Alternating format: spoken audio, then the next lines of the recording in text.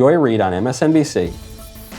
Joy Reid was discussing the January 6th myth, and she, like everyone else in the liberal establishment, was trying to firmly establish this as part of the American mythology.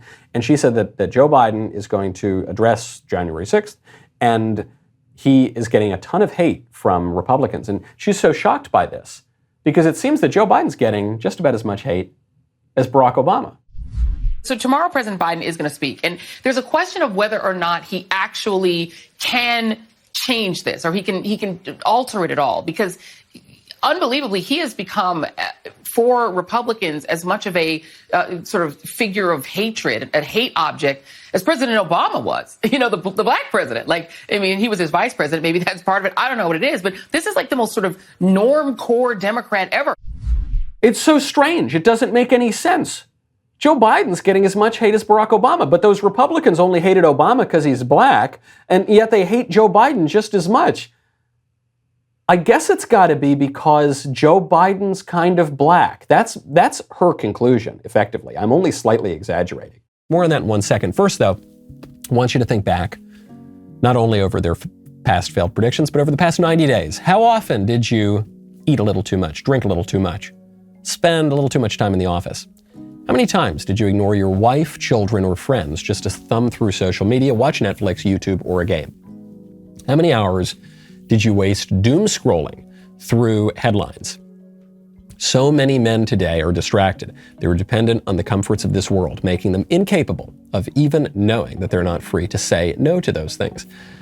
We were made for more than this, okay? If you desire freedom from those attachments, if you desire true freedom, not the freedom to pursue your appetites like an animal, but the freedom to be a better husband, freedom to be a better father, freedom to be a better man for others, I would invite you to check out Exodus 90. Go to exodus90.com/Michael. Exodus 90 is a 90-day program that gets us back to the fundamentals of the faith: prayer, self-denial, and fraternity. More than 50,000 men from around the world, Catholics, Protestants, even people who don't align with the Christian faith, have done this. Of these men, 99% report experiencing greater freedom. You can check it out for yourself at exodus90.com/Michael. That is exodus90.com/Michael. She's saying that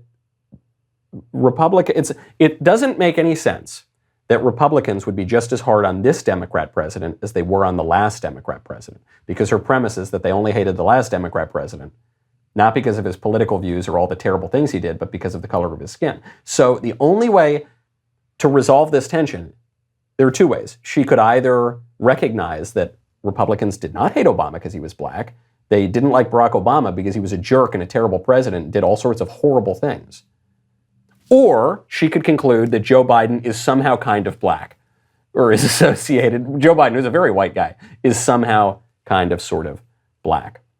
When reality runs contrary to the racial narrative, her answer is to change reality.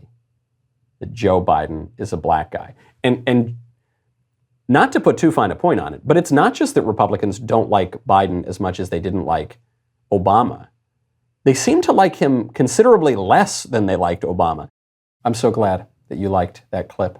It's great. It's wonderful to have you, to be with you, to welcome you into my private study. It feels very intimate.